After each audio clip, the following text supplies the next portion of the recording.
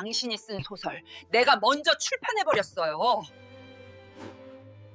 남편 앞에 베스트셀러 1위 책을 던지며 말했을 때 남편의 얼굴이 새하얗게 질렸습니다.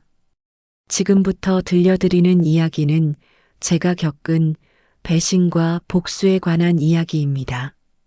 남편의 모든 원고를 다듬어주고 남편의 성공을 위해 제 꿈을 접었죠. 그런데 남편이 저를 배신했습니다. 26살 제자와 바람을 피운 거예요. 그것도 제가 자는 동안 우리 집 서재에서요. 분노했습니다. 치욕스러웠고요. 하지만 전 울기만 하지 않았습니다. 30년을 편집자로 산 사람이에요. 그래서 계획했습니다. 완벽한 복수를요. 남편이 다음에 쓰려던 소설 구상을 제가 먼저 훔쳐서 썼습니다. 제 이름으로요. 그 책은 베스트셀러 1위가 되어 한국문학상까지 받았습니다. 남편은 더 이상 그 이야기를 쓸 수 없게 됐죠. 쓰는 순간 표절 작가가 되는 거였으니까요. 남편의 문학적 생명은 그렇게 끝났습니다. 이게 바로 제 복수였습니다. 칼이 아니라 펜으로요. 저는 한미선입니다. 올해 59살이죠. 30년을 남편의 그림자로 살았습니다. 그런데 막상 햇빛 아래 나서 보니 그 그림자가 제 것보다 훨씬 작더군요. 새벽 5시였습니다. 전 늘 그 시간에 일어났어요. 남편 김정민의 서재 창문을 열어 환기시키고 책상을 닦고 전날 밤 쓴 원고를 정리하는 게 제 아침이었죠. 30년째 그렇게 살았습니다. 저는 원래 출판사 편집자였어요. 그것도 꽤 이름 있는 문해지 편집장까지 올라간 사람이었죠. 신인 작가 발굴로 유명했고요. 난해한 원고를 독자 친화적으로 다듬는 손재주가 있었습니다. 하지만 결혼하고 남편이 대학 조교수로 임용되면서 일을 그만뒀어요. 자연스러운 선택이었습니다. 그땐 그랬어요. 남편은 늘 말했죠. 당신이 봐줘야 내 글이 제대로 된다고요. 당신 없인 못 쓴다고요. 당신이 내 뮤즈라고요. 처음엔 기분이 좋았습니다. 내가 필요한 사람이구나 싶었으니까요. 그렇게 30년이 흘렀어요. 남편은 대학 정교수가 됐고요. 문예 창작과 학과장도 했고요. 문단에서 실력파로 인정받았습니다. 소설집이 6권 나왔고요. 문학상도 2번 받았죠. 모든 원고를 제가 먼저 봤습니다. 밤새 문장을 다듬고 플롯을 정리하고 불필요한 부분을 쳐냈어요. 남편은 그걸 당연하게 여겼죠. 고맙다는 말은 점점 줄어들었고요. 당신 덕분이라는 말도 사라졌습니다. 그냥 공기처럼 당연한 존재가 된 거예요. 친구들이 가끔 그랬습니다. 왜 항상 뒷바라지만 하느냐고요. 재주가 아깝다 했어요. 그럴 때마다 전 웃으며 대답했어요. 이게 좋다고요. 뒷바라지가 행복하다고요. 거짓말이었습니다. 언제부턴가 전 공허했어요. 아침에 눈 뜨면 무엇 때문에 사는지 모르겠더군요. 남편을 위해서? 아니, 남편은 절 보지도 않았어요. 나를 위해서? 그런 생각을 하던 어느 날이었습니다. 3달 전쯤이었어요. 가을 학기가 시작되고 얼마 안 됐을 때였죠. 남편의 행동이 달라지기 시작했습니다. 처음엔 작은 거였어요. 휴대폰을 자주 들여다보더군요. 밥 먹을 때도, TV 볼 때도, 화장실 갈 때도요. 그리고 웃었어요. 혼자서요. 화면을 보며 피식피식 웃는 거예요. 전 물었죠. 뭐가 그렇게 재미있냐고요. 남편은 대충 둘러댔습니다. 학과 단톡방이 웃기다고요. 요즘 젊은 애들이 재미있다고요. 그때는 그런가 보다 했어요. 그런데 이상한 점이 점점 늘어났습니다. 남편이 옷차림에 신경 쓰기 시작했어요. 전엔 낡은 재킷에 헐렁한 바지만 입고 다녔거든요. 검소한 스타일이 좋다고 했던 사람입니다. 그런데 갑자기 면도도 매일 했어요. 머리에 왁스도 바르고요. 옷차림도 비싸 보이는 정장을 입는 날이 많아졌어요. 전 놀라서 물었죠. 무슨 중요한 행사라도 있냐고요. 남편은 웃으며 말했어요. 나이 들수록 단정해야 한다고요. 학생들 앞에서 창피하지 않게요.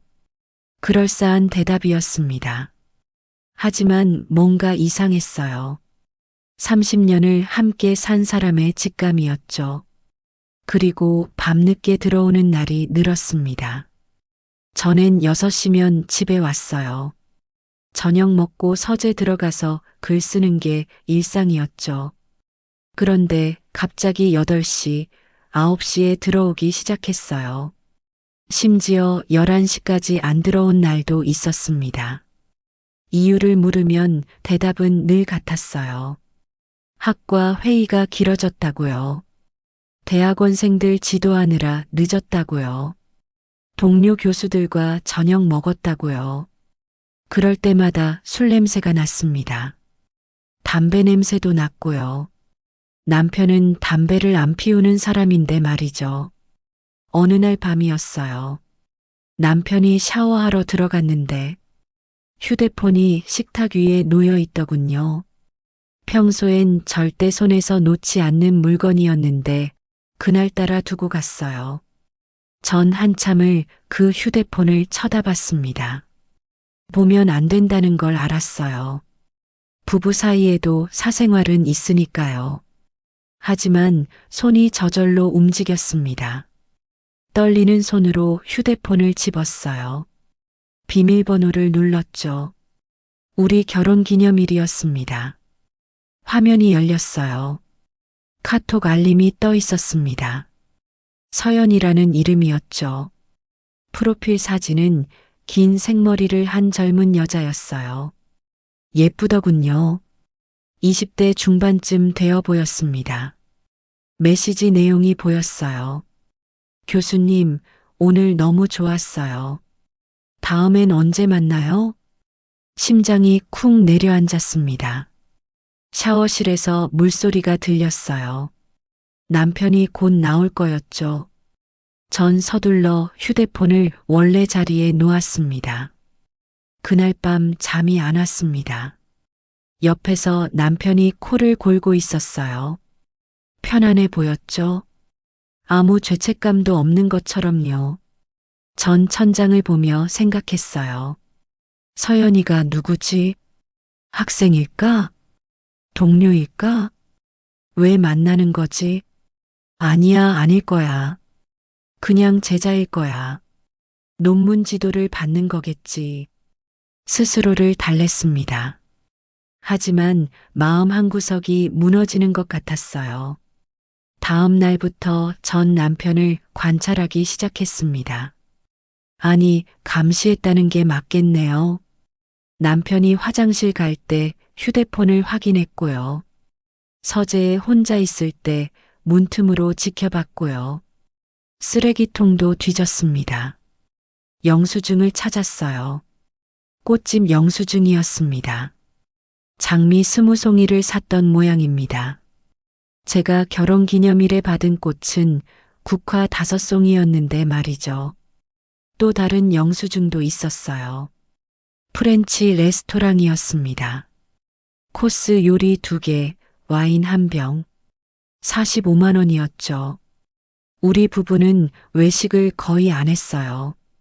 1년에 한두 번 결혼 기념일이나 제 생일 때 근처 고깃집 가는 게 전부였는데요. 남편은 다른 여자와 프렌치 레스토랑을 갔던 거예요. 호텔 영수증도 나왔습니다. 강남의 한 5성급 호텔이었어요. 하룻밤에 60만 원이었죠. 날짜를 확인했습니다. 한 달 전이었어요. 그날 남편은 지방 학회에 간다고 했었죠. 1박 2일이라고요. 거짓말이었습니다. 가슴이 무너졌어요. 손에 쥔 영수증이 흔들렸습니다. 눈물이 났죠. 하지만 울 수가 없었어요. 남편이 금방 들어올 시간이었으니까요. 전 서둘러 영수증을 다시 쓰레기통에 넣었습니다. 그리고 부엌으로 가서 저녁 준비를 했어요. 남편이 좋아하는 보리굴비를 굽고 찌개를 끓였죠. 손이 떨려서 국자를 제대로 잡을 수가 없었습니다. 그날 저녁 남편은 맛있게 밥을 먹었어요.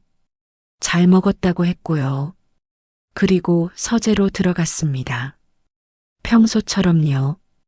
아무 일도 없었다는 듯이요. 전 설거지를 하면서 울었어요.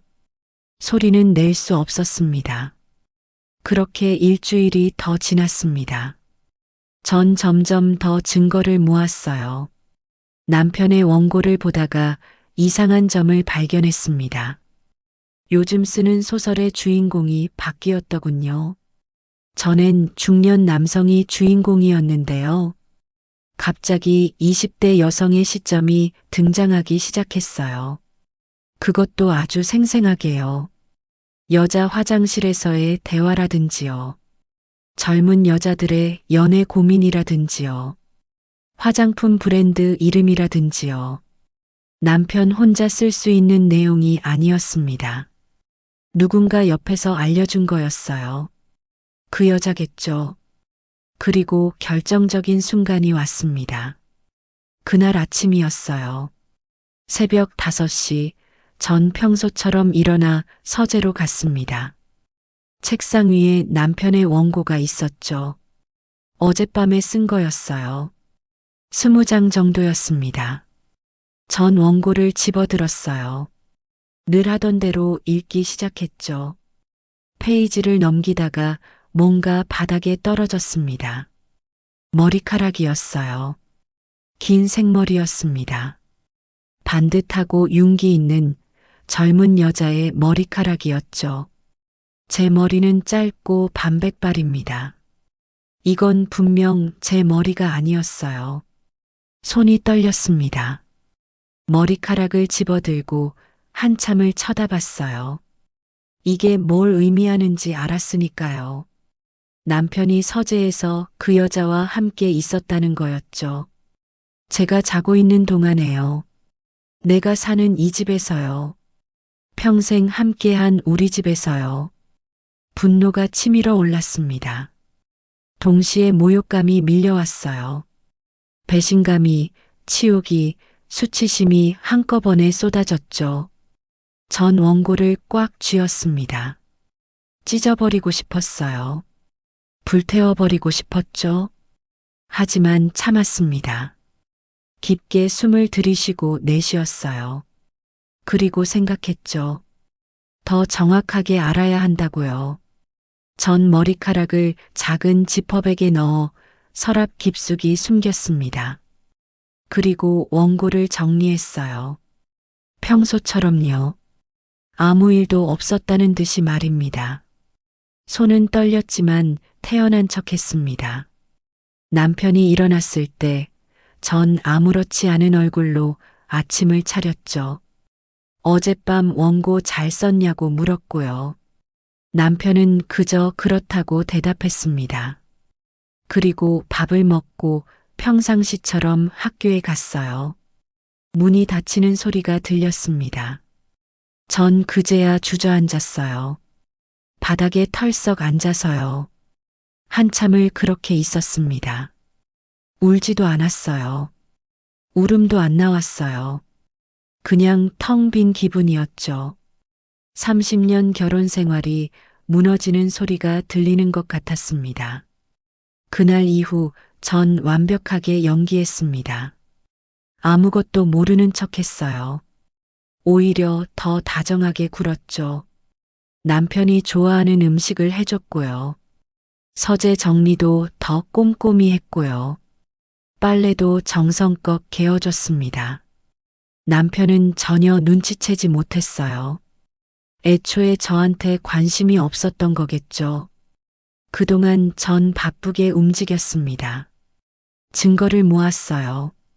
체계적으로요. 먼저 서연이가 누구인지 알아냈습니다. 남편이 지도하는 대학원 연구실 블로그를 찾았습니다. 거기엔 대학원생 명단이 올라와 있었죠. 정서연, 석사 2년차, 지도교수 김정민.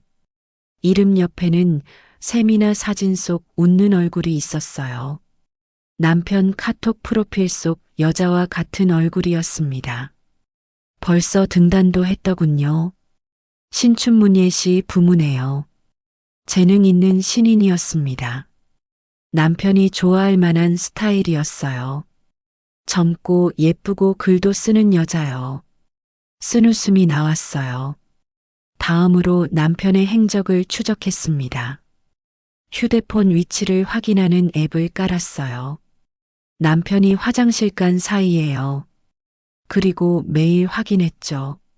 남편이 어디 가는지요. 누구를 만나는지요. 패턴이 보이기 시작했습니다. 매주 화요일 저녁 남편은 학교를 나와 강남으로 갔어요. 신사동의 한 레스토랑이었죠. 그 프렌치 레스토랑이요. 영수증에 있던 바로 그곳이었어요. 거기서 2시간 정도 머물렀고요. 그 다음엔 호텔로 갔습니다. 강남의 그 5성급 호텔이요. 새벽 2시쯤 나왔어요. 그리고 집으로 왔죠. 목요일 오후엔 학교 근처 카페에 갔습니다. 거기서 3시간 정도 있다가 나왔어요. 아마 원고 작업을 함께 하는 것 같았습니다. 토요일엔 더 노골적이었어요.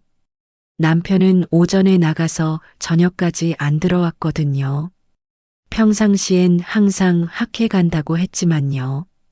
위치 추적을 보니 인천 앞바다의 한 펜션이었습니다. 바다가 보이는 곳이었죠. 로맨틱해 보이는 곳이었어요. 전 그 모든 걸 노트에 기록했어요. 날짜, 시간, 장소, 상황을 꼼꼼히 적었습니다. 패턴이 명확해졌죠. 두 사람은 일주일에 최소 3번은 만났어요. 석 달째였으니까요. 적어도 30번 이상 만난 거였습니다. 가슴이 아팠어요. 하지만 울지 않았습니다. 울면 무너질 것 같았거든요. 전 더 차갑게 생각했죠. 증거는 충분했습니다. 이제 다음 단계로 넘어갈 때였어요. 어느 날 밤 남편이 늦게 들어왔습니다. 11시쯤이었어요. 술 냄새와 향수 냄새가 났죠. 여자 향수였어요. 풋풋한 비누 향이 제가 절대 안 쓰는 향이었습니다. 남편은 씻지도 않고 서재로 들어갔어요. 노트북을 켰더군요. 1시간쯤 뭔가를 쓰다가 나왔습니다. 화장실에 가더니 샤워를 했죠. 그 사이 전 서재로 들어갔어요. 노트북은 꺼져 있었지만요. 책상 위에 노트가 있었습니다. 남편이 손으로 쓰는 메모장이었어요. 플롯을 정리할 때 쓰는 거였죠. 전 그 노트를 펼쳤습니다. 거기엔 남편의 다음 작품 구상이 빼곡히 적혀 있었어요. 제목은 오래된 정원의 비밀이었습니다. 심장이 두근거렸어요. 남편이 다음에 쓸 작품이었죠. 전 재빨리 휴대폰으로 사진을 찍었습니다. 모든 페이지를요. 샤워실에서 물소리가 멈췄어요. 남편이 곧 나올 거였습니다. 전 서둘러 노트를 제자리에 놓고 나왔습니다. 안방으로 돌아와 불을 껐어요. 자는 척 했습니다. 남편이 들어와 침대에 누웠어요. 금방 코를 골기 시작했죠. 피곤했나 봅니다. 다른 여자와 놀아나느라요. 전 어둠 속에서 휴대폰을 꺼냈습니다. 아까 찍은 사진들을 확대해서 봤어요. 남편의 글씨를 하나하나 읽었죠. 줄거리는 이랬습니다. 한 노교수가 자신의 정원에서 오래전 묻어둔 편지를 발견해요. 그 편지는 젊은 시절 사랑했던 여제자가 쓴 거였죠. 여제자는 교수의 아이를 임신했지만 교수는 책임지지 않았어요. 여제자는 홀로 아이를 낳아 키웠습니다. 그리고 20년 후 우연히 재회하는데요. 아이는 이미 성인이 되었고 노 교수는 뒤늦은 후회를 하는 내용이었어요. 전숨이 멎는 것 같았어요. 이건 단순한 소설 구상이 아니었습니다. 남편의 고백이었어요. 아니, 남편과 서연이가 함께 만든 이야기였죠. 둘의 관계를 소설화한 거였습니다. 그렇다면 서연이도 임신한 걸까요? 아니면 임신할까봐 두려워하는 걸까요? 아니면 단순히 둘의 금지된 사랑을 낭만화한 걸까요? 확신할 순 없었지만요. 한 가지는 분명했습니다. 남편은 이 작품의 진심이었어요. 공을 들이고 있었죠. 아마 다음 문학상을 노리는 거겠죠. 커리어의 정점을 찍을 작품으로요. 서연이와의 사랑을 소설로 승화시켜서요. 그리고 또 하나 분명한 게 있었습니다. 저도 이 플롯을 알게 됐다는 거요. 완벽하게요. 그 순간 번뜩이는 생각이 들었습니다. 복수의 방법이 보였어요. 남편이 쓴 저 소설 플롯을요. 제가 먼저 쓰면 어떻게 될까요? 제 이름으로요. 남편보다 먼저 출판하면요. 남편의 문학적 생명은 끝나는 거였습니다. 표절 작가가 되는 거죠. 아내의 작품을 베낀 작가가 되는 거예요. 문단에서 매장당할 거였습니다. 교수직도 위태로워지겠죠. 무엇보다 중요한 건 남편이 가장 소중히 여기는 자존심을 뭉갤 수 있을 것 같았어요. 작가로서의 자존심이요. 계획대로만 된다면 산산이 부서질 거였습니다. 저는 미소 지었습니다. 옆에서 남편의 코 고는 소리가 들렸지만 전 이미 다른 생각에 빠져 있었어요. 복수의 구체적인 계획을요. 다음 날부터 전 움직이기 시작했습니다. 먼저 남편의 모든 메모를 복사했어요. 서재에 있는 노트북 파일도 몰래 USB에 담았습니다. 남편이 학교 간 사이에요. 비밀번호는 남편 생일이었거든요. 남편은 보안에 신경 쓰지 않는 사람이었어요. 제가 절대 노트북을 열어볼 리 없다고 믿었으니까요. 어리석었죠. USB에는 남편의 모든 구상이 들어 있었습니다. 인물 설정, 플롯 흐름, 주요 장면, 대사 초안까지요. 보물 지도였습니다. 다음으로 남편의 집필 스타일을 분석했어요. 30년을 옆에서 지켜봤지만 이번엔 더 신중하고 면밀하게 봤습니다. 어떻게 하면 남편의 문체를 완벽히 카피할 수 있을까요? 어떻게 하면 남편보다 더 훌륭하면서도 남편과 비슷한 글을 쓸 수 있을까요? 그리고 깨달았습니다. 전 이미 알고 있었어요. 남편의 초고를 매번 제가 다듬었으니까요. 사실상 남편 작품의 절반은 제가 쓴 거였죠. 문장을 다듬고 플롯을 재배치하고 대사를 손보고 리듬을 조절했으니까요. 남편은 아이디어는 좋았지만 실행력이 부족했어요. 초고는 항상 엉망이었죠. 그걸 제가 살려낸 거였습니다. 30년 동안 매번요. 그렇다면 전 남편의 스타일을 완벽히 재현할 수 있었습니다. 아니, 그보다 더 잘 쓸 것 같았어요. 전 원래 편집자였으니까요. 작가들의 문체를 분석하고 조율하는 게 제 일이었으니까요. 전 작은 공책을 꺼냈습니다. 그리고 제목을 적었어요. 정원의 비밀이라고요. 남편의 제목에서 오래된을 뺐습니다. 더 간결하고 강렬했죠. 그리고 프롤로그를 쓰기 시작했어요. 첫 문장은 이랬습니다. 정원에 묻은 건 편지가 아니라 한 여자의 인생이었다. 손이 술술 풀렸어요. 마치 30년간 갇혀있던 뭔가가 터져 나오는 것 같았습니다. 전 단 1시간 만에 프롤로그를 완성했어요. 읽어봤습니다. 완벽하다고 느껴졌어요. 남편의 문체였지만 더 세련되고요. 더 감동적이었습니다. 무엇보다 진심이 담겨 있었죠. 배신당한 여자의 분노가요. 그날부터 전 밤마다 글을 썼습니다. 남편이 서재에서 원고를 쓸 때요. 전 안방에서 제 원고를 썼어요. 남편의 구상을 따라가면서도 제 방식으로 살을 붙였습니다. 여자 주인공의 심리를 더 깊이 파고들었어요. 남편이 절대 쓸 수 없는 디테일을 넣었죠. 배신당한 여자의 속마음을요. 침묵 속에서 쌓인 분노를요. 복수를 결심하는 순간의 차가운 냉정함을요. 이미 제가 그 감정을 느끼고 있었으니까요. 한 달이 지났습니다. 원고는 절반쯤 완성됐어요. 남편은 아직 시작도 못했죠. 구상 단계에 머물러 있었습니다. 남편은 여전히 서연이와 만나느라 바빴습니다. 호텔을 다니고 고급 음식을 먹고 매주 여행을 가더군요. 전 속으로 비웃었습니다. 노란하시라고요. 그동안 전 따로 진행해야 했으니까요. 어느 날 저녁이었어요.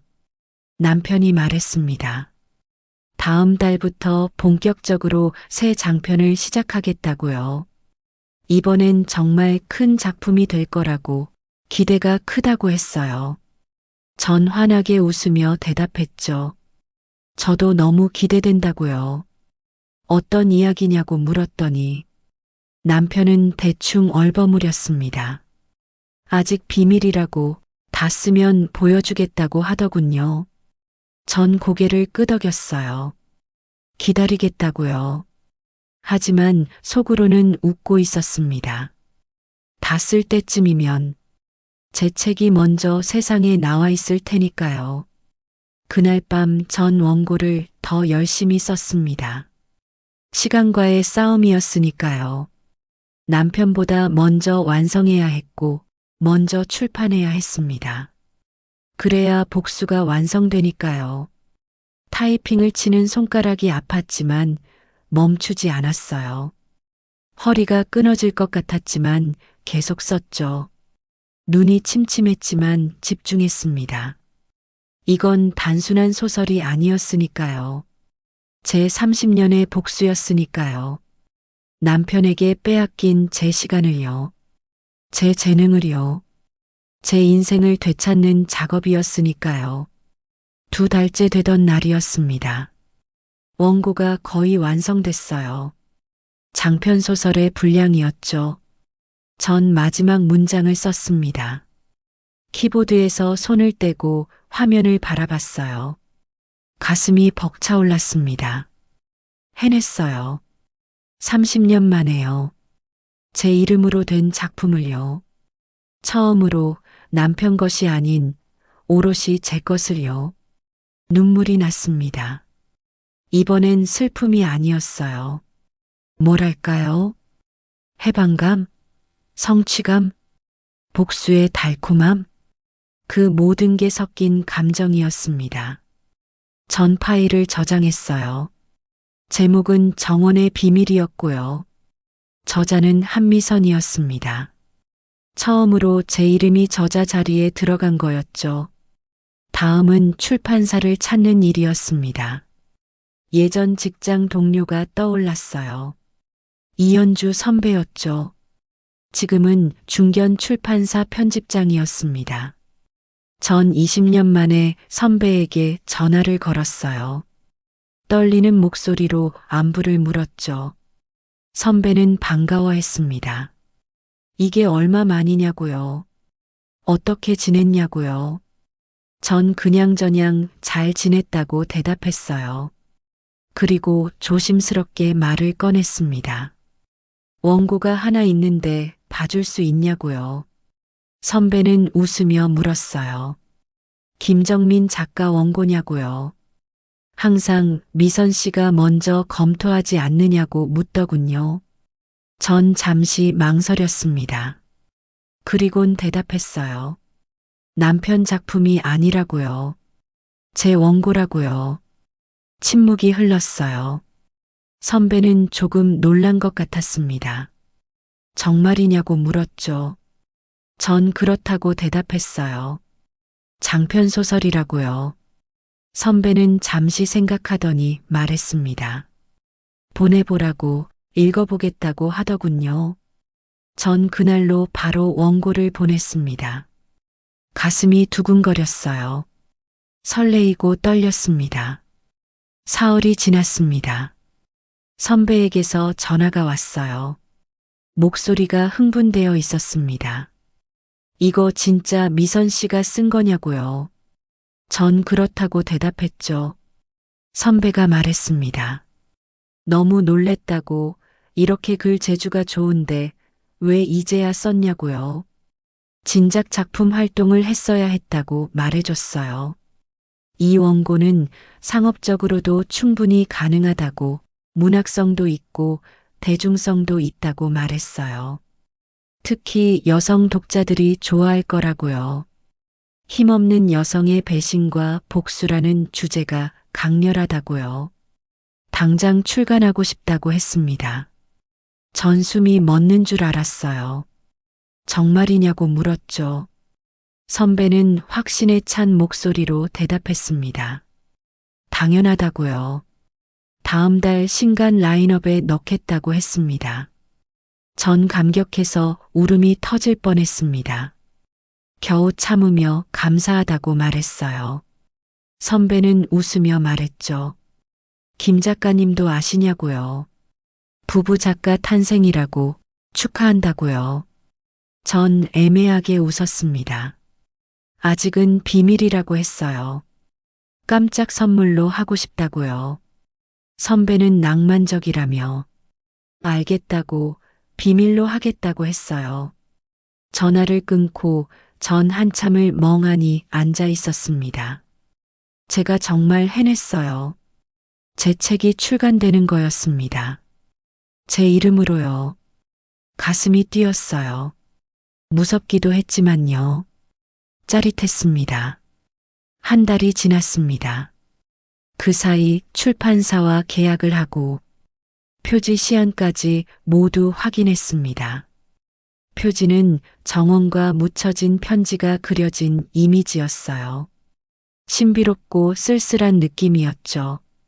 제목이 크게 박혀 있었습니다. 정원의 비밀.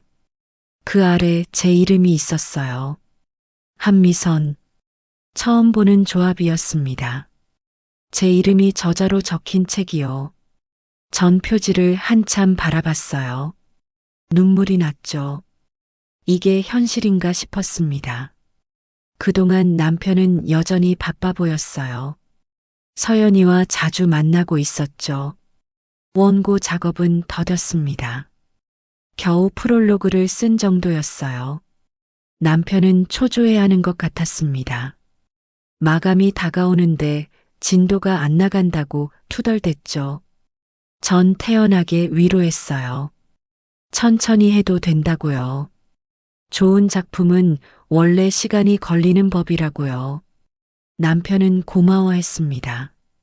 역시 당신만이 날 이해한다고요. 전 씁쓸하게 웃었죠. 이런 것도 이해라 할 수 있을까요? 하긴 전 남편을 너무 잘 알았어요.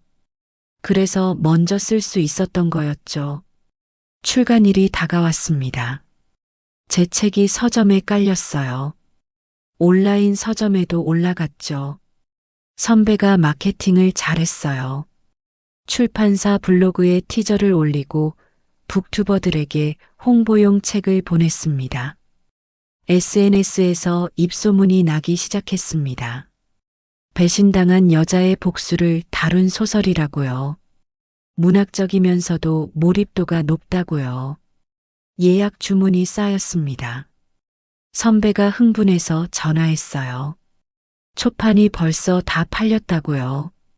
이 정도면 베스트셀러 가능하다고요. 전 믿기지 않았어요. 정말이냐고 물었죠.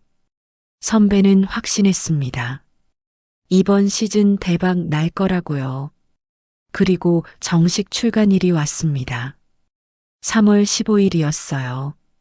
아침부터 긴장됐습니다. 손이 떨렸고 심장이 빠르게 뛰었죠. 남편은 평소처럼 학교에 갔어요. 오늘도 서연이를 만날 거겠죠. 전 남편이 나간 후 서점에 갔습니다. 광화문에 큰 서점이었어요. 신간 코너에 제 책이 있었습니다. 정원의 비밀 한미선 지음. 평대에 쌓여 있었어요.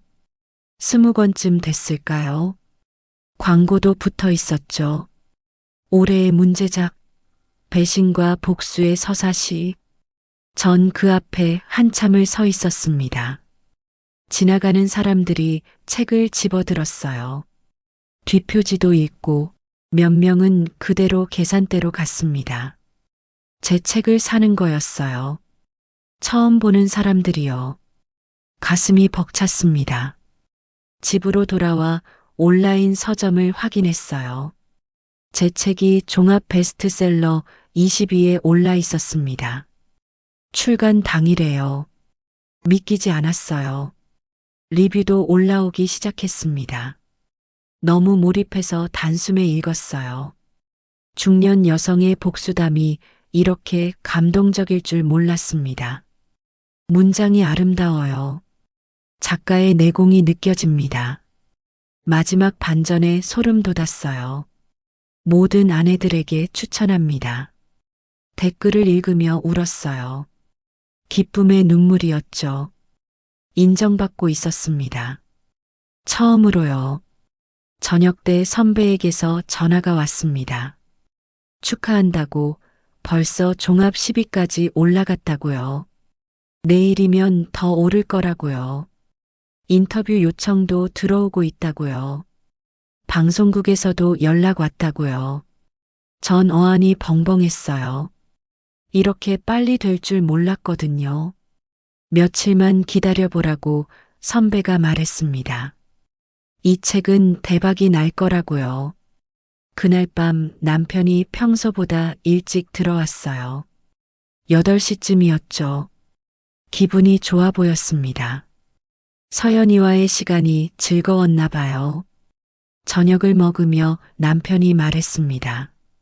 오늘 서점에 갔었다고요. 참고 자료 찾으러요. 그러다 신간 코너를 봤다고요. 전 숨이 턱 막혔습니다. 남편이 계속 말했어요. 재미있는 책을 발견했다고요. 정원의 비밀이라는 소설인데 제목이 자기가 쓰려는 거랑 비슷하다고요. 궁금해서 집어봤다고 하더군요. 심장이 쿵쾅거렸습니다. 손에 쥔 수저가 떨렸어요. 다행히 남편은 눈치채지 못했어요. 그냥 우연의 일치라며 웃었죠. 그리고 말했습니다. 그 책 좀 사볼까 하다가 관뒀다고요.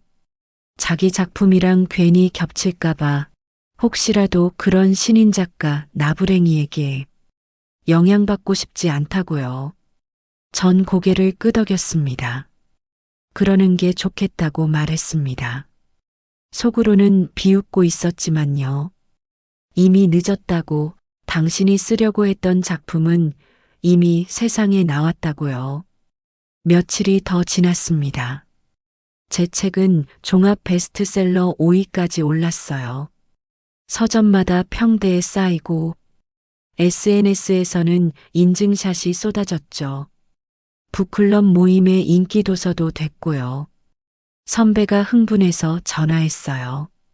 이 속도면 10만 부도 가능하다고요. 인터뷰 요청이 쇄도한다고요. 방송 출연도 제안받았다고요.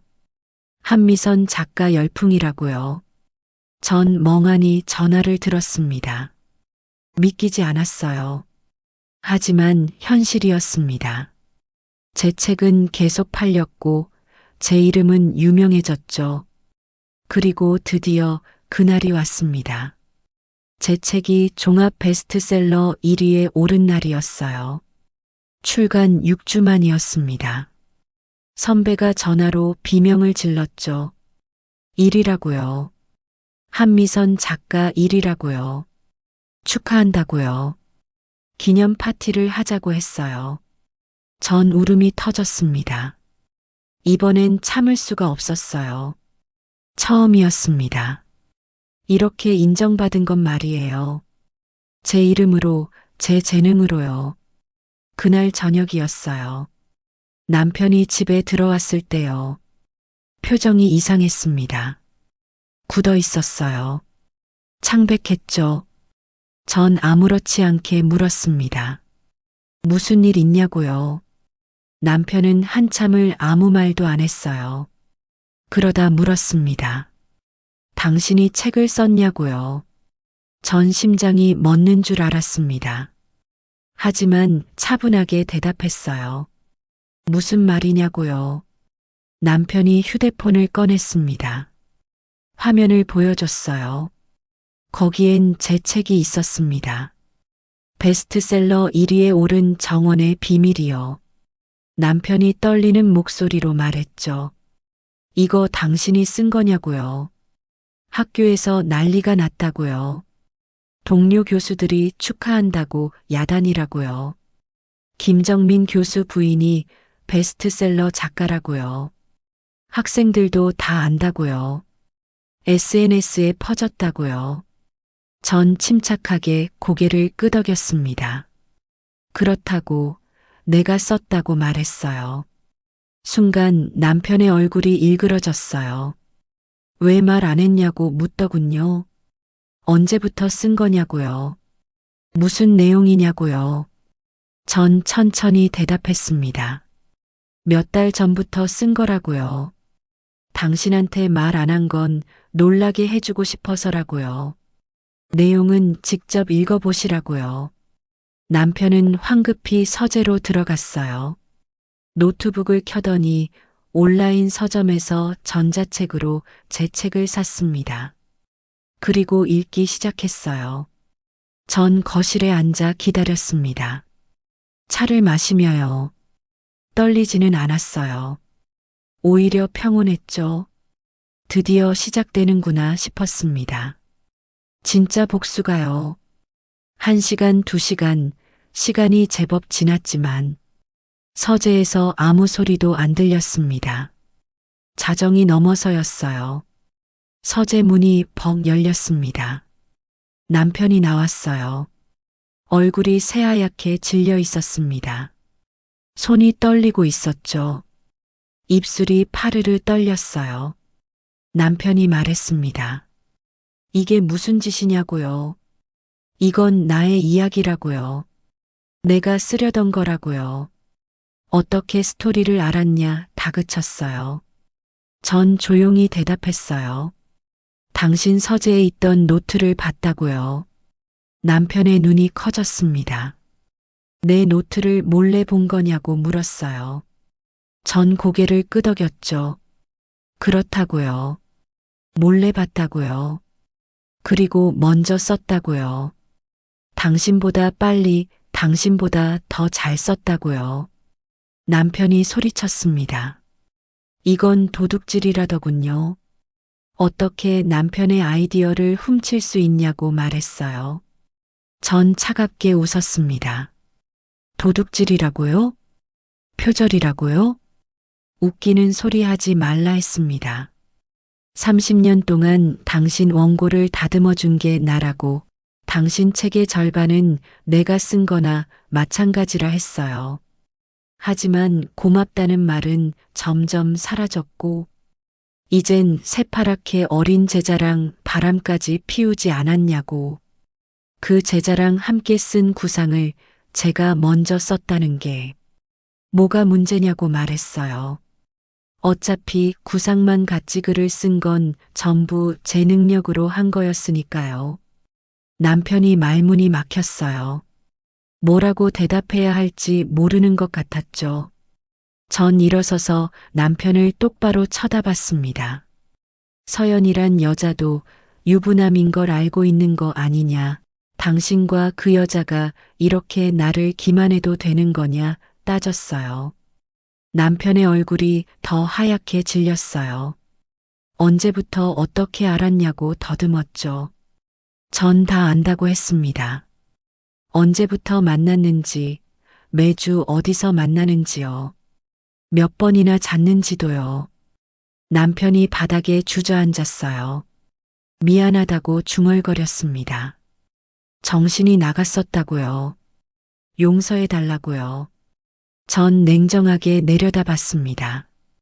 내 커리어를 포기하고 내 꿈을 접고 당신 뒷바라지한 대가가 이거냐고 물었어요. 나를 버린 건 당신이라고 했습니다. 남편은 아무 말도 못했어요. 전 마지막으로 말했습니다. 이제 제 인생을 살 거라고 당신 없이 오로지 나만의 인생을 살 거라 했어요. 그리고 방으로 들어가 문을 잠갔습니다. 다음 날 아침이었어요. 남편은 서재에서 밤을 샌 것 같았습니다. 나왔을 때 눈이 충혈되어 있었고요. 머리는 헝클어져 있었죠. 전 평소처럼 아침을 차렸어요. 김치찌개와 구운 고등어였죠. 남편이 식탁에 앉았지만 숟가락을 들지 않았습니다. 그냥 멍하니 앉아 있었어요. 전 태연하게 밥을 먹었습니다. 남편이 말했어요. 우리 얘기 좀 하자고요. 전 고개를 들어 남편을 봤습니다. 남편이 힘겹게 말했습니다. 서연이와는 끝냈다고요. 어젯밤 전화해서 정리했다고. 다시는 안 만난다고요. 그러니까 용서해달라고 하더군요. 우리 다시 시작하자고요. 전 포크를 내려놓았습니다. 다시 시작이라니 뭘 말하는 거냐 물었어요. 남편이 간절하게 말했습니다. 부부로서 예전처럼 서로 도와주고 이끌어주고 살아가자고. 당신이 필요하다고요. 당신 없인 아무 글도 못 쓴다고요. 전 웃음이 났습니다. 이제 와서요? 제가 베스트셀러 작가가 됐으니까요. 이제 저한테 붙어 있으려고요? 남편은 부인했어요. 아니라고, 진심이라고요. 정말 당신이 필요하다고요. 전 냉정하게 말했습니다. 저도 한때는 당신이 필요했다고, 인정받고 싶었고, 사랑받고 싶었다고요. 하지만 이제는 아니라고, 전 혼자서도 잘할 수 있어요. 아니, 혼자일 때 더 잘할 것 같다고 했습니다. 남편의 표정이 무너졌습니다. 그럼 우리 어떻게 되는 거냐고 묻더군요. 이혼하자는 거냐고요. 전 고개를 끄덕였어요. 남편이 고개를 저었습니다. 안 된다고, 이혼은 안 된다고요.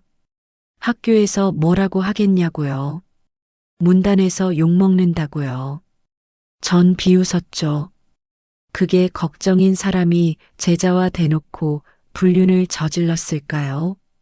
체면이니 명예니 아직도 그런 소리를 하는 게 한심해 보였습니다. 내가 받은 배신감은 어떻게 할 거냐 소리쳤어요. 남편이 말했습니다. 제발 부탁이니 생각 좀 해보라고요. 시간을 달라고요. 전자리에서 일어났어요. 생각할 것도 없다고 말했죠. 이미 결정했다고요. 변호사 알아보고 있다고요. 그리고 현관으로 갔습니다. 가방을 들고 나갔어요. 오늘은 출판사에서 미팅이 있었거든요. 다음 책에 대한 논의였죠. 남편이 뒤에서 불렀지만 돌아보지 않았습니다. 출판사에서 선배를 만났어요. 다른 편집자들도 있었죠. 모두 축하한다고 말했습니다. 대단하다고요. 첫 작품이 베스트셀러라고요. 다음 책은 언제 쓸 거냐고요. 전 미소 지으며 대답했어요. 구상 중이라고, 곧 시작할 거라고요. 선배가 말했습니다. 이번에 문학상도 노려볼 만하다고요. 정원의 비밀이 평단 평가도 좋다고요. 가능성 충분하다고요. 가슴이 뛰었어요. 문학상을 제가 받을 수도 있다니요. 상상만 해도 짜릿했습니다. 미팅을 마치고 나오는데 휴대폰이 울렸어요. 모르는 번호였죠. 여자 목소리였어요. 젊은 목소리였죠. 김정민 교수님 사모님이냐고 묻더군요. 전 잠시 멈칫했습니다. 누구시냐고 물었죠. 여자가 대답했어요. 저는 정서연이라고요. 심장이 덜컥 내려앉았습니다. 남편의 그 제자, 남편의 그 애인이었죠. 여자가 말했습니다. 만나서 얘기 좀 하고 싶다고요. 전 거절하려다가 생각을 바꿨어요. 어디서 만날 건지 물었습니다. 여자가 카페 이름을 말했습니다. 저는 그곳으로 향했습니다. 궁금했어요. 도대체 어떤 여자인지요. 카페에 들어섰을 때 구석 자리에 젊은 여자가 앉아 있었습니다. 긴 생머리에 하얀 피부, 큰 눈에 예쁜 여자였어요. 사진으로 본 것보다 더 젊어 보였죠. 20대 초반처럼 보였어요. 제가 다가가자 여자가 일어났습니다. 고개를 숙이며 인사했어요. 사모님, 죄송합니다. 라고 하더군요. 전자리에 앉았습니다. 마주보고 앉았죠. 여자는 손을 꼭 쥐고 있었어요. 떨리는 것 같았습니다. 여자가 입술을 깨물었습니다. 그러다 말했죠. 교수님한테 들었다고요. 사모님이 저희 관계를 아신다고요. 전 고개를 끄덕였습니다. 석 달 전부터 만났죠? 라고 물으니 여자가 놀란 표정을 지었어요. 저는 다 알고 있다고 말했습니다. 언제 어디서 만났는지, 몇 번이나 잤는지도요. 여자의 얼굴이 새빨개졌습니다. 죄송하다고 중얼거렸죠. 정말 죄송하다고요. 전 차를 한 모금 마셨어요. 그러다 물었습니다. 왜 만났냐고, 그 사람을 사랑했냐고 물었어요. 여자가 고개를 저었어요. 모르겠다고요. 처음엔 존경했다고요. 교수님이 대단해 보였다고, 글도 잘 쓰시고 강의하는 모습도 멋있었다더군요. 그러다 가까워졌다고요. 원고 지도를 받으면서 늦게까지 함께 있게 됐고, 그러다 보니 자연스럽게 그렇게 됐다고요. 전 물었습니다. 유부남인 거 알았죠? 여자가 고개를 끄덕였어요. 알았다고요. 하지만 교수님이 부인과는 사실상 끝난 관계라고 했다고, 그냥 같은 집에 사는 남남이라고 했다더군요. 곧 정리할 거라고요. 전 웃음이 났습니다. 그 흔한 거짓말을 믿었어요? 여자가 고개를 떨구었습니다. 믿고 싶었다고요. 전 물었어요. 임신은 안 한 거냐고요. 여자가 깜짝 놀라며 고개를 저었습니다. 아니라고요. 조심했다고요. 잠시 침묵이 흘렀습니다. 여자가 조심스럽게 물었어요. 사모님, 책 읽어봤어요. 그런데 그거 교수님이 쓰시려던 거잖아요. 어떻게 사모님이 먼저 쓰신 거예요? 라고 묻더군요. 전 여자를 똑바로 보며 말했습니다. 남편 서재에서 구상 노트를 봤다고 했어요. 여자의 눈이 커졌어요. 전체 플롯만 보고 그렇게 글을 쓰는 게 가능하냐고 물었어요. 그 여자는 말문이 막힌 것 같았죠. 전 계속 말했어요. 결혼 후 평생 남편 뒷바라지하며 살았다고, 제 커리어를 포기하고 제 꿈을 접고요. 남편의 원고를 다듬어주고 남편의 성공을 도왔죠. 그런데 남편은 저를 당연하게 여겼어요. 감사할 줄도 몰랐죠. 그러더니 당신 같은 젊은 여자가 나타나니까 저는 가차없이 버리더군요. 라고 했습니다. 여자가 고개를 숙였습니다. 전 말했습니다. 사과는 필요 없다고요. 어차피 끝났으니까요. 여자가 고개를 들었어요. 교수님이 그러시던데요. 사모님한테 용서받고 싶다고요. 전 비웃었습니다. 용서는 없다고 이혼할 거라 했습니다. 그리고 제 인생을 살 거라고요. 여자가 망설이다가 물었습니다. 그럼 교수님은요? 전 어깨를 으쓱였어요. 알아서 하시겠죠. 당신이 책임질 거 아니면요. 신경 쓰지 마세요. 여자가 황급히 손을 저었어요. 아니라고요. 다시는 안 만난다고 했다고요. 전 그렇게 하는 게 좋겠다고 말했습니다. 나이도 젊고 앞길이 창창하다고요. 유부남한테 인생 낭비하지 말라고요. 여자가 눈물을 글썽이며 고개를 끄덕였어요. 그리고 다시 한번 사과했습니다. 정말 죄송하다고요. 용서해 달라고요. 저는 자리에서 일어나며 말했습니다. 용서는 당신 마음만 편해지는 거잖아요. 평생 죄책감 가지고 사세요. 그리고 카페를 나왔습니다. 뒤도 안 돌아봤어요. 집으로 돌아왔을 때 남편이 서재에 있었습니다. 노트북 앞에 앉아 있었지만 화면은 텅 비어 있었어요. 아무것도 쓰지 못하고 있는 것 같았죠. 전 저녁을 차리지 않았습니다. 그냥 방으로 들어가 문을 잠갔어요. 침대에 누워 천장을 봤습니다. 오늘 그 여자를 만난 게 떠올랐어요. 젊고 예쁜 여자였죠. 쓴웃음이 났어요. 하지만 이제 상관없었습니다. 전 더 이상 남편의 그림자가 아니었으니까요. 전 제 이름으로 빛나고 있었으니까요. 며칠 후였어요. 남편에게 이혼 서류를 건넸습니다. 변호사를 통해 받은 거였죠. 남편은 서류를 보고 얼굴이 굳었어요. 정말 이혼하자는 거냐고 물었죠. 전 그렇다고 대답했습니다. 남편이 사인을 거부했어요. 자기는 절대 이혼 안 한다고요. 전 차갑게 말했습니다. 그럼 재판으로 가자고요. 남편의 불륜 증거는 충분했어요. 증거가 있다 하니 남편이 당황했습니다. 저는 석 달 동안 증거를 모았다고, 서연이란 그 여자도 만났다고 얘기했습니다.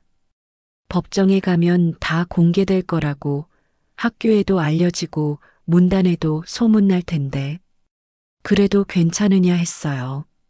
남편의 얼굴이 새하얗게 질렸습니다. 그럴 순 없다고 중얼거렸죠. 그럼 끝장난다고요. 전 말했습니다. 그럼 조용히 합의 이혼하라고요. 재산은 반반으로 나누고 위자료는 청구 안 할 테니 대신 깔끔하게 정리하자고요. 남편은 한참을 고민하더니요. 떨리는 손으로 서류에 사인했습니다. 그렇게 결혼 생활이 끝났어요. 이혼 후 전세 아파트로 이사했습니다. 작은 아파트였지만 온전히 제 공간이었어요. 서재도 만들었죠. 책상과 책장을 드리고요. 제 책 정원의 비밀을 제일 잘 보이는 곳에 놓았습니다. 처음으로 제 이름으로 된 집이었어요. 제 책으로 번 돈으로 산 저의 공간이었죠. 자유로웠습니다. 출판사에서 다음 책 계약을 했어요. 강연 요청도 많이 들어왔습니다. 북토크, 작가와의 대화, 글쓰기 강의까지요. 전 이전보다 많이 바빠졌습니다.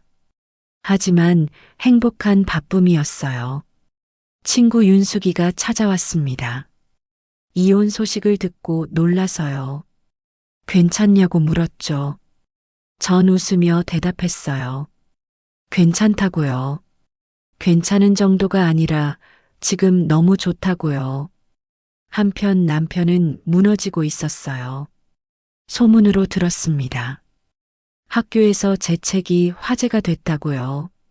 남편 부인이 베스트셀러 작가라고요. 그런데 내용이 교수의 바람을 다룬 거라고요. 실화 아니냐는 소문이 돌았다고 해요. 학생들 사이에서도 수군거림이 시작됐대요.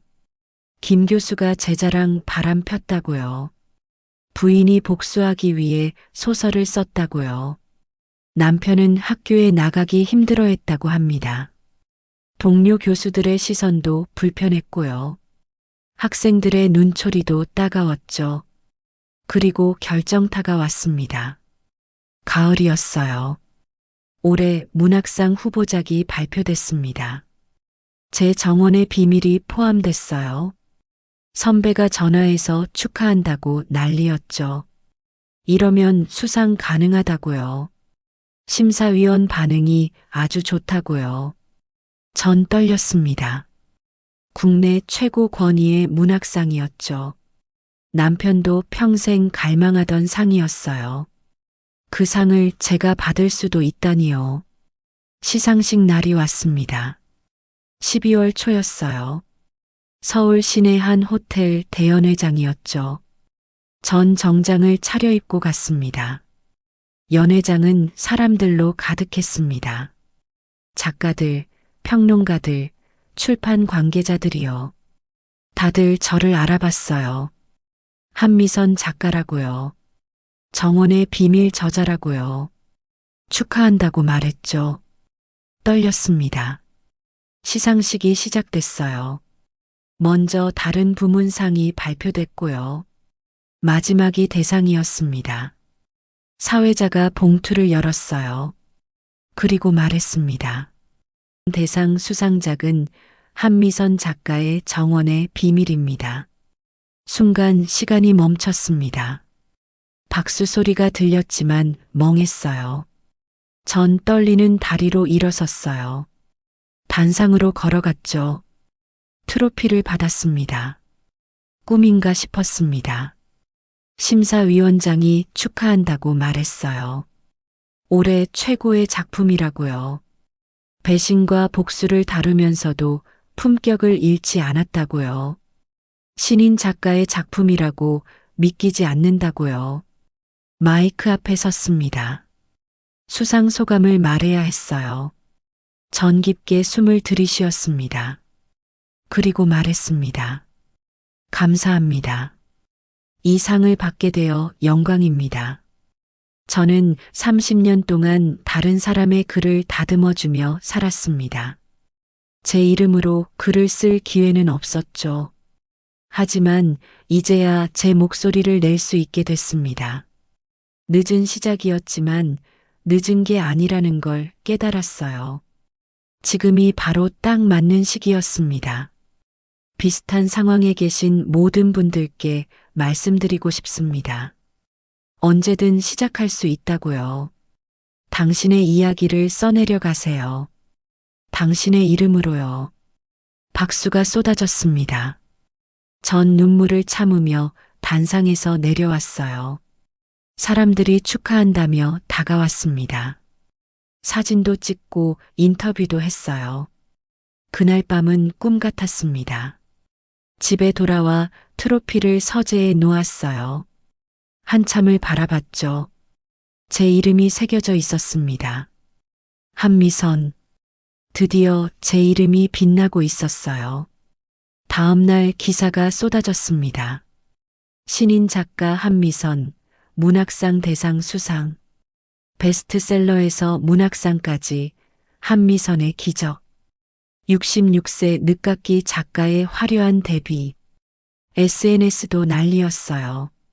축하 메시지가 쏟아졌고요. 독자들의 응원이 이어졌죠. 그리고 며칠 후였어요.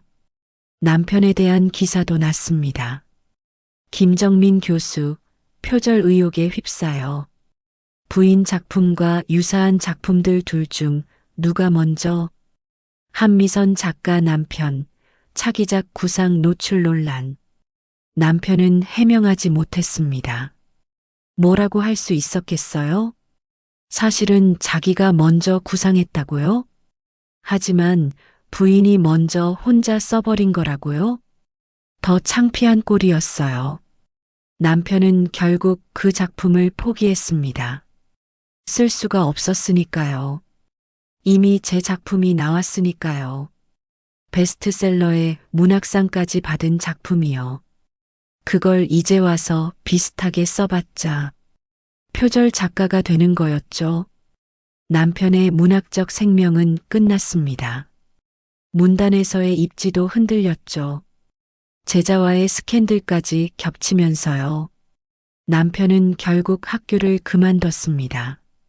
명예퇴직이었지만 사실상 쫓겨난 거나 마찬가지였죠. 소식을 들었을 때 전 아무 감정도 느끼지 않았습니다. 동정심도 죄책감도 없었어요. 그냥 당연한 결과라고 생각했죠. 자업자득이었으니까요. 복수는 완성됐습니다. 완벽하게요. 1년이 지났습니다. 전 두 번째 책을 냈어요. 이번엔 중년 여성의 자립에 관한 이야기였죠. 이것도 베스트셀러가 됐습니다. 이제 전 확실한 작가였어요. 한미선이라는 이름으로요. 강연도 계속하고 있고 글쓰기 강의도 하고 있습니다. 많은 분들이 찾아와요. 특히 중년 여성분들이요. 자기도 뭔가 하고 싶다고요. 늦지 않았냐고요. 전 대답해 드립니다. 절대 늦지 않았다고요. 지금이 딱 좋은 때라고요. 그분들의 눈이 반짝반짝 빛납니다. 용기를 얻은 것 같아요. 그걸 볼 때마다 뿌듯합니다. 제 이야기가 누군가에게 힘이 된다는 게요. 남편 소식도 가끔 들립니다. 혼자 외롭게 산다고 해요. 글은 쓴다는데 아직 출판은 못하고 있다고 합니다. 어디서도 받아주지 않는다고요.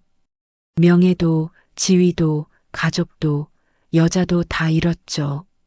남은 건 후회뿐일 거예요. 하지만 그건 남편의 선택이었습니다. 전 더 이상 신경 쓰지 않아요.